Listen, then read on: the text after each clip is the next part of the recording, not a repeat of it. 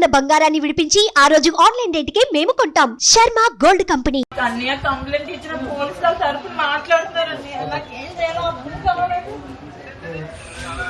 లేదండి అమ్మా, లేదు ఇన్ఫ్లుయెన్స్ ఉపయోగిస్తారు. ఇప్పుడు కూడా అమ్మాయి స్టేషన్ పట్టుకెళ్ళారు కానీ నేను రెడ్ హ్యాండెడ్ గా పట్టుకున్నాను అన్నయ్య.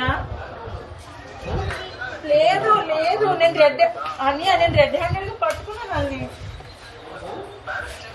మ్యారేజ్ చేసుకున్నారంట, ఒకే అపార్ట్మెంట్ లో కూడా ఉంటున్నారు.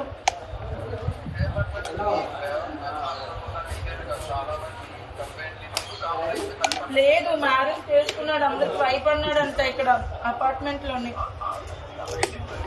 మీకు ఏమైనా చెప్పిదా? వాళ్ళిద్దరి మధ్య ఏం అవ్వలేదండి, కొద్ది కాలంగా డిస్టెన్స్ లో ఉంటున్నారు. కాదు మేడం, నేను అర్జెంట్ పని మీద బయటకు వెళ్తున్నాను, నాకు కొంచెం మీరు ఈవినింగ్ వరకు టైం ఇవ్వగలరా? తప్పకుండా. ఇప్పుడు వాళ్ళు వచ్చి కూడా తీసుకొని వెళ్ళారు. నాకు ఒక రెండు క్వశ్చన్స్ కి ఆన్సర్ చేయండి అమ్మా. ఈ విషయం మీ అబ్బాయి ఇలా చేస్తున్నాడని నక్షత్ర మీకు చెప్పుకుందా ఎప్పుడైనా? లేదండి, ఇప్పుడే చెప్పింది. మీరు ఎప్పుడు చెప్పలేదా మీ అత్తయ్యకి? అఫైర్స్ ఉన్నాయని తెలుసు కానీ ఈ విషయం ఎవరికి తెలియదు, నాకే తెలిసింది 2 రోజుల క్రితం. మీ అబ్బాయి ఇప్పుడు పెళ్లి చేసుకున్నాను, ఈ అమ్మాయి నా వైఫ్, ఇక్కడ అపార్ట్మెంట్ మూవీస్ కి సంబంధించింది తీసుకున్నాను అని చెప్తున్నాడండి. మీడియా అందరికి ఇప్పుడు మాట్లాడారు మీ అబ్బాయి కూడా. మాకు తెలియదు మేడం. నక్షత్ర నుంచి ఎప్పుడైనా డిమాండ్స్ ఉన్నాయమ్మా మీ అబ్బాయికి డబ్బులు కావాలని? అలా వాళ్ళకే బోల్డ్ అప్ అండి. నక్షత్ర ఎలాంటి అమ్మాయి అమ్మా? మంచి అమ్మాయి అండి. అత్తగా మీరు చెప్పాలి. మంచి అమ్మాయి అండి. అండర్స్టాండ్, ల్యాక్ ఆఫ్ అండర్స్టాండింగ్ ఇద్దరు మధ్య.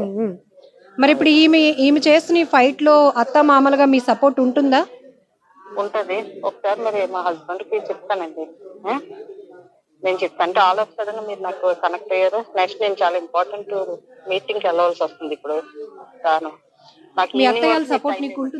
ఉంటదండి, మా అత్తయ్య చాలా మంచివారు, అందుకే ఆవిడకి ఫోన్ చేశాను. ఆవిడ సపోర్ట్ ఉంటది ఖచ్చితంగానే. ఆవిడ ఇంత అన్యాయం అసలు యాక్సెప్ట్ చేయరు అసలు. అత్తయ్య మిమ్మల్ని నమ్ముకున్నాను అత్తయ్య, ప్లీజ్ నన్ను హెల్ప్ చేయండి. సరే సరే అత్తయ్య, సరే సరే, ఓకే ఓకే బాయ్. నక్షత్ర, నా పాప లైఫ్ కోసమని నేను ఇన్ని రోజులు అలా బేర్ చేసుకుంటూ వచ్చాను. లేదులే మారుతాడు హస్బెండ్, అలా ఉంటే కదా పాపకి ఒక ఫాదర్ లాగైనా ఉంటాడు. ఒక్క పాప కోసం అని ఇంత ఆలోచించినందుకు నా లైఫ్ మొత్తం తీసుకెళ్లి రోడ్డు మీద పెట్టాడు మేడం. ఈ రోజు నా లైఫ్ రోడ్డు మీదకి వచ్చింది, రేపు ఇంకొక అమ్మాయి లైఫ్ రోడ్డు మీదకి వస్తుంది. ఎప్పుడైనా మాట్లాడిందా నాన్నతో? మాట్లాడలేదు. మాట్లాడినా సరే నాన్న అని పిలవదు. ఒకసారి మాట్లాడించాను కానీ నాన్న అని పిలవదు, డాడీ అని కూడా పిలవదు. ఇష్టం లేదు. ఇన్ని చూసాక ఇంకా ఏం చేయాలి ఇలాంటి వాళ్ళని? అంటే మేడం సుప్రీంకోర్టు ఇచ్చిన ప్లీజ్ మేడం రిక్వెస్ట్ చేస్తాను, సుప్రీంకోర్టు అడల్టరీ లీగల్ అని ఎందుకు మేడం ఇచ్చింది? ఇలాంటి మా లైఫ్స్ అన్ని ఇలా నాశనం అయిపోవడానికే మేడం. చాలా మంది మేడం, చాలా మంది, ఎంత మంది లైఫ్ స్పాయిల్ అయిపోతుందంటే ఒక్క అడల్టరీ లీగల్ అని చెప్పినందుకు చాలా అన్యాయం కదా మేడం ఇది. ఇప్పుడు నా లైఫ్ స్పాయిల్ అయినట్టు ఇంకో అమ్మాయి స్పాయిల్ అవ్వకూడదు మేడం. వీటికి శిక్ష పడాలి. అడల్టరీ ఏ రేంజ్ లో వాళ్ళు లీగలైజ్ చేశారో కూడా నాకు ఇవాళ నేను తేల్చుకుంటాను మేడం. పోలీసుల దగ్గరికి వెళ్తాను, సిపి ఆఫీస్. నాకు తెలియదు మేడం, ఇప్పుడు నేను అదే కనుక్కోమని చెప్పాను. ప్రపంచం అంతా చూస్తోంది. ఇప్పుడు ఆ అమ్మాయి ఎవరైతే అతనికి పెళ్లి అయిందని, పాప ఉందని, భార్య ఉందని, మంచి కుటుంబం అతని వెనకతలు ఉంది అని తెలిసి కూడా అతనితో ఉన్నటువంటి వాళ్ళ పేరెంట్స్ కి మీడియా ముఖంగా మీరు ఏం రిక్వెస్ట్ చేస్తారు? ప్లీజ్ మీకు చెప్తున్నాను, మీకు మంచి లైఫ్స్ ఉన్నాయి, పిల్లలు పెళ్ళం ఉన్న వాళ్ళ లైఫ్లోకి వచ్చి వాళ్ళని డిస్టర్బ్ చేసి మమ్మల్ని ఇలా రోడ్ల మీద పడేయకండి.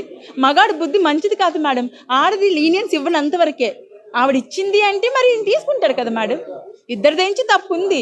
ప్లీజ్ మా లాంటి లైఫ్లోకి వచ్చి మీరు నాశనం చేసేసి ఇలా కంపు చెయ్యొద్దు. ఎవరికి లైఫ్ ఉండదు మేడం. వినే పరిస్థితిలో లేదు.